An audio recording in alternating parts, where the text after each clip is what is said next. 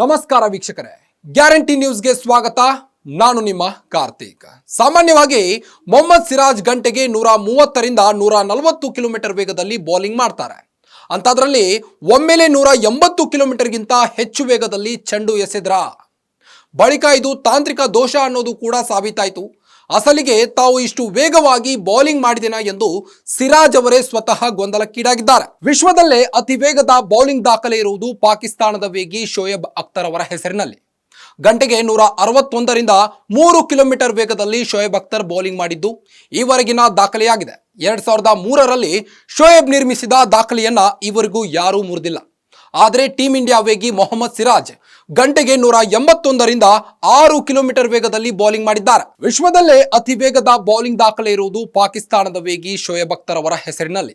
ಗಂಟೆಗೆ 161ರಿಂದ 3 ಕಿಲೋಮೀಟರ್ ವೇಗದಲ್ಲಿ ಶೋಯಬ್ ಅಖ್ತರ್ ಬೌಲಿಂಗ್ ಮಾಡಿದ್ದು ಈವರೆಗಿನ ದಾಖಲೆಯಾಗಿದೆ. 2003ರಲ್ಲಿ ಶೋಯಬ್ ನಿರ್ಮಿಸಿದ ದಾಖಲೆಯನ್ನ ಈವರೆಗೂ ಯಾರೂ ಮುರಿದಿಲ್ಲ. ಆದರೆ ಟೀಂ ಇಂಡಿಯಾ ವೇಗಿ ಮೊಹಮ್ಮದ್ ಸಿರಾಜ್ ಗಂಟೆಗೆ 181.6 ಕಿಲೋಮೀಟರ್ ವೇಗದಲ್ಲಿ ಬೌಲಿಂಗ್ ಮಾಡಿದರು ಎಂದು ಆಸ್ಟ್ರೇಲಿಯಾದ ಐಡಿಲೆಡ್ ಕ್ರೀಡಾಂಗಣದ ಪರದೆಯಲ್ಲಿ ಮಾಹಿತಿ ಬಿತ್ತರಿಸಲಾಯಿತು.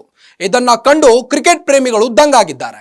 ಎಸ್ ವೀಕ್ಷಕರೇ, ಬರೋಬ್ಬರಿ 181.6 ಕಿಲೋಮೀಟರ್ ಪರ್ ಅವರ್ ಅಡಿಲೆಡ್ನ ಓವಲ್ ಮೈದಾನದಲ್ಲಿ ನಡೆಯುತ್ತಿರುವ ಆಸ್ಟ್ರೇಲಿಯಾ ವಿರುದ್ಧದ ದ್ವಿತೀಯ ಟೆಸ್ಟ್ನಲ್ಲೇ ಮೊಹಮ್ಮದ್ ಸಿರಾಜ್ ಬರೋಬ್ಬರಿ 181.6 ಕಿಲೋಮೀಟರ್ ಪರ್ ವೇಗದಲ್ಲಿ ಚೆಂಡೆಸೆದಿದ್ದಾರೆ ಎಂದು ತೋರಿಸಲಾಗಿದೆ.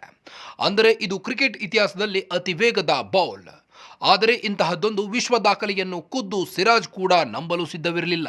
ಏಕೆಂದರೆ ಅದು ಸ್ಪೀಡ್ ಮೀಟರ್ ಎಡವಟ್ಟಿನಿಂದಾಗಿ ತೋರಿಸಲಾದ ವೇಗವಾಗಿತ್ತು. ಸಾಮಾನ್ಯವಾಗಿ 130ರಿಂದ 140ರ ಆಸುಪಾಸಿನಲ್ಲಿ ಚೆಂಡೆಸೆಯುವ ಸಿರಾಜ್ ಎಸೆದ 25ನೇ ಓವರ್ನ 5ನೇ ಎಸೆತದ ವೇಗವನ್ನು ಅಡಿಲೆಡ್ ಮೈದಾನದ ಸ್ಕ್ರೀನ್ನಲ್ಲಿ 181.6 ಕಿಲೋಮೀಟರ್ ಪರ್ ವೇಗ ಎಂದು ತಪ್ಪಾಗಿ ತೋರಿಸಲಾಗಿತ್ತು. ಇದನ್ನು ನೋಡಿ ಪ್ರೇಕ್ಷಕರು ಕೂಡ ದಂಗಾದರು. ಆದರೆ ಆ ಬಳಿಕ ಈ ತಪ್ಪನ್ನು ಸರಿಪಡಿಸಿಕೊಳ್ಳಲಾಗಿದೆ. ಸ್ಪೀಡ್ ಗನ್ ಎರರ್ನಿಂದಾಗಿ ಮೊಹಮ್ಮದ್ ಸಿರಾಜ್ ಅವರ ಎಸೆತವು 181.6 kph ವೇಗದಿಂದ ಕೂಡಿತ್ತು ಎಂದು ತೋರಿಸಲಾಗಿದ್ದು, ಆದರೆ ಆ ಚೆಂಡು 135ರ ಆಸುಪಾಸಿನ ವೇಗದಲ್ಲಿ ಸಾಗಿದೆ ಎಂದು ತಿಳಿಸಲಾಗಿದೆ. ಇದರೊಂದಿಗೆ ಒಂದು ಕ್ಷಣಕ್ಕೆ ದಂಗಾದ ಪ್ರೇಕ್ಷಕರು ನಿರಾಳರಾದರು. ಅಂದಹಾಗೆ ಕ್ರಿಕೆಟ್ ಇತಿಹಾಸದಲ್ಲಿ ಅತ್ಯಂತ ವೇಗವಾಗಿ ಬೌಲಿಂಗ್ ಮಾಡಿದ ವಿಶ್ವ ದಾಖಲೆ ಪಾಕಿಸ್ತಾನದ ಶೋಯಬ್ ಅಖ್ತರ್ ಹೆಸರಿನಲ್ಲಿದೆ. 2003ರ ಏಕದಿನ ವಿಶ್ವಕಪ್ನ ಇಂಗ್ಲೆಂಡ್ ವಿರುದ್ಧದ ಪಂದ್ಯದಲ್ಲಿ ಅಖ್ತರ್ 161.3 kph ವೇಗದಲ್ಲಿ ಚೆಂಡೆಸೆದು ಈ ವಿಶ್ವ ದಾಖಲೆ ನಿರ್ಮಿಸಿದ್ದಾರೆ. ಇನ್ನು ಅಡಿಲೆಡ್ನ ಓವಲ್ ಮೈದಾನದಲ್ಲಿ ನಡೆಯುತ್ತಿರುವ ಈ ಪಂದ್ಯದ ಮೊದಲ ದಿನದಾಟದಲ್ಲಿ ಟೀಂ ಇಂಡಿಯಾ ಪ್ರಥಮ ಇನ್ನಿಂಗ್ಸ್ 180 ರನ್ಗಳಿಗೆ ಆಲ್ಔಟ್ ಆದರೆ ಆಸ್ಟ್ರೇಲಿಯಾ ತಂಡವು ಮೊದಲ ದಿನದಾಟದ ಅಂತ್ಯಕ್ಕೆ 1 ವಿಕೆಟ್ ಕಳೆದುಕೊಂಡು 86 ರನ್ ಕಲೆ ಹಾಕಿದೆ. ಇದೀಗ ದ್ವಿತೀಯ ದಿನದಾಟದಲ್ಲಿ ಆಸ್ಟ್ರೇಲಿಯಾ ತಂಡವು ಬ್ಯಾಟಿಂಗ್ ಮುಂದುವರೆಸಿದೆ.